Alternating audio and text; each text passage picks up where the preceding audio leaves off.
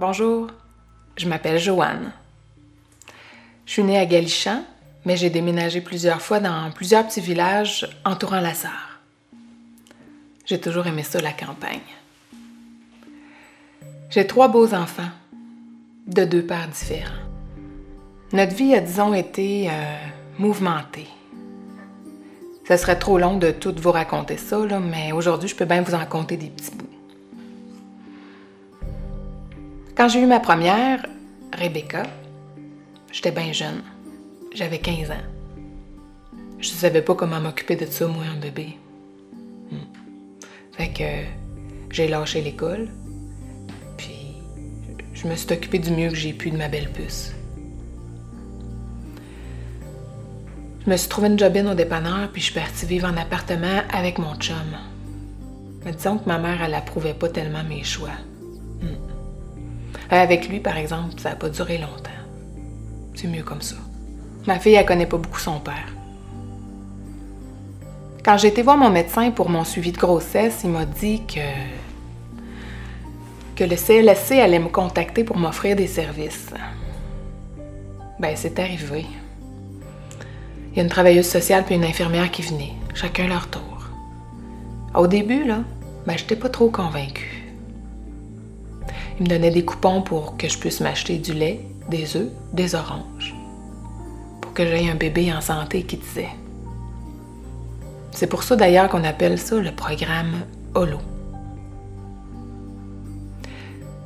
L'infirmière, quand Rebecca est née, elle m'a aidé beaucoup avec mon allaitement, puis faire les purées. Elle m'a aidé aussi à lui donner son premier bain. Ça me fait drôle de penser à ça, mais à l'époque, j'avais tellement peur de l'échapper ou bien de mettre l'eau trop chaude. La travailleuse sociale, elle m'a aidé avec mon moral. Parce que je me suis séparée. Rebecca, elle avait même pas 1 an. Ça n'a pas été facile. Elle m'a aidé à installer une routine aussi pour ma fille. Tu sais, comme lui faire comprendre que la nuit, ben, on dort. Elle m'a aidé à passer à travers bien des étapes. Puis elle m'a beaucoup donné du soutien pour la discipline quand Rebecca elle a grandi. Je la remercierai jamais assez. Aujourd'hui, je le sais que quand ça va pas, là, ben, je peux aller consulter une travailleuse sociale au CLSC. Tu sais, ils mordent pas. Puis en plus, ils sont pas là juste pour les jeunes mamans. Ils sont là pour tous les parents, peu importe les difficultés, que ce soit en lien avec la discipline ou une séparation. Les infirmières, ben, j'ai pas besoin de vous les présenter, hein, tout le monde les connaît. Ils sont là pour les vaccins, ils sont dans les écoles. Ils nous aident à guérir nos petits bobos. En plus, on n'a même plus besoin d'aller en ville, parce que dans nos villages, là, ben, il y a des infirmières, des travailleurs sociaux, puis des organisateurs communautaires.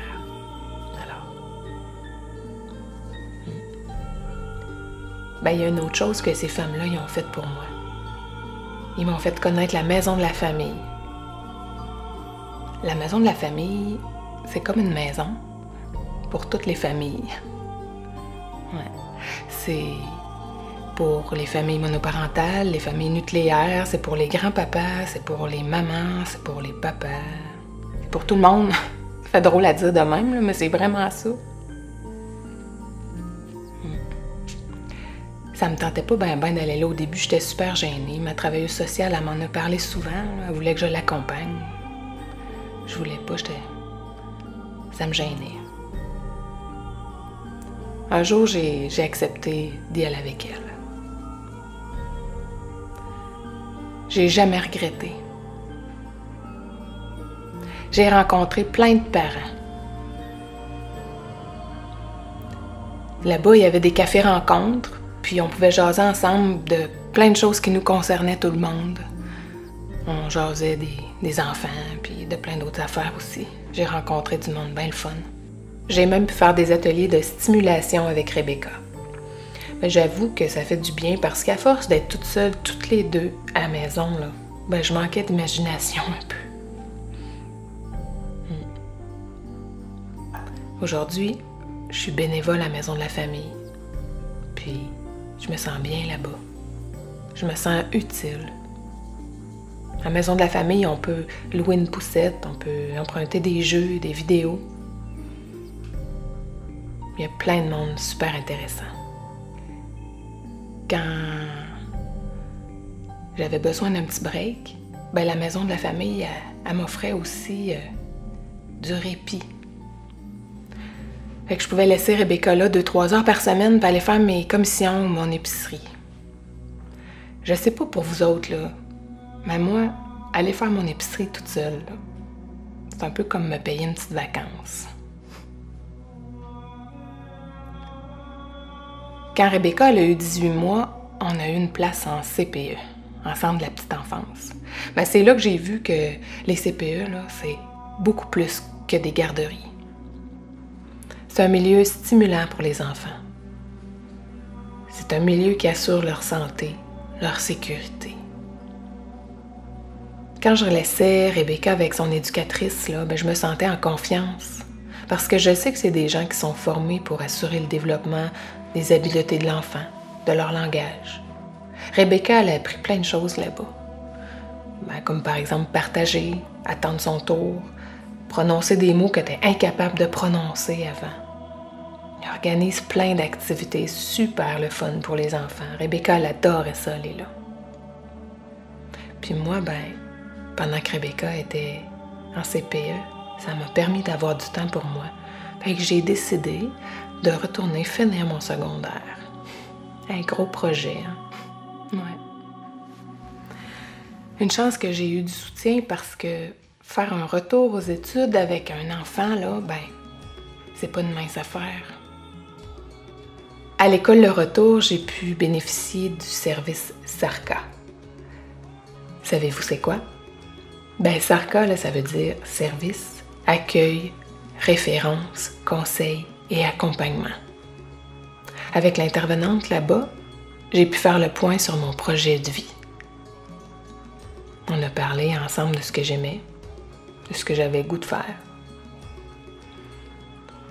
Elle m'a aidé beaucoup. Puis, en retournant à l'école, j'ai pu réfléchir, puis j'ai décidé de ce que je voulais faire comme profession. Puis en plus, à l'école Le Retour, c'est là que j'ai rencontré mon chum. Avec Kevin, c'est mon chum, on a eu 2 enfants. Des jumeaux. On les aime énormément, là, mais c'est de l'ouvrage. Quand les jumeaux sont nés, Rebecca, elle avait presque 10 ans. Elle n'a pas trouvé ça facile, je pense. C'est là que ma travailleuse sociale elle m'a parlé des grands frères, grandes sœurs. Moi, je savais pas que Rebecca pouvait avoir une grande sœur. Je pensais que c'était juste pour les enfants en famille d'accueil ou des choses comme ça. En fait, je connaissais pas ça pantoute. On a fait la demande, puis on a fait la connaissance de Julie, qui est devenue la grande sœur de Rebecca. Moi, ça me faisait du bien de savoir que ma fille était avec quelqu'un qu'elle appréciait, avec qui elle avait du plaisir, puis avec qui elle pouvait parler de ce qui allait pas dans sa vie. Et on a fait des affaires ensemble. Aller prendre une marche, aller jouer au parc, aller au cinéma, manger une crème glacée. Mais pendant ce temps-là, moi, je me sentais moins coupable de m'occuper des jumeaux. Parce que Kevin puis moi, on avait plein les bras. Aujourd'hui, les fistons, ils ont 7 ans. Puis ma grande fille, elle a presque 17 ans. Ça va vite, hein? L'année passée, les jumeaux ils ont été diagnostiqués TDAH. J'ai eu beaucoup de difficultés à accepter ça. Ça m'a découragée. C'est vrai qu'ils bougent beaucoup. Ils en ont dedans, comme on dit.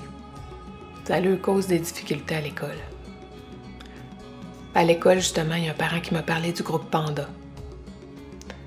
Panda, c'est un groupe, puis il nous renseigne, il nous outille face aux troubles déficitaires de l'attention avec ou sans hyperactivité. Là-bas, on peut rencontrer des parents qui vivent la même chose que nous autres. Puis en plus, ils organisent des activités de répit. Parce que avoir un petit break de temps en temps, là, ça fait du bien. Ne serait-ce que pour se retrouver en amoureux ou encore dormir un peu. Aujourd'hui, j'ai 33 ans. J'ai 3 enfants. J'ai un amoureux. Puis j'ai enfin mon diplôme d'études secondaires. J'ai même commencé un DEP l'année dernière. Je sais pas ce que je serais devenue si j'avais pas eu toute cette aide-là. Mais il y a une chose que je sais, par exemple, c'est que je serais pas rendue où je suis aujourd'hui. Je suis fière, moi, d'utiliser mes ressources. Puis je vous souhaite, à vous autres aussi, d'être capable de demander de l'aide. Vous ne le regretterez pas.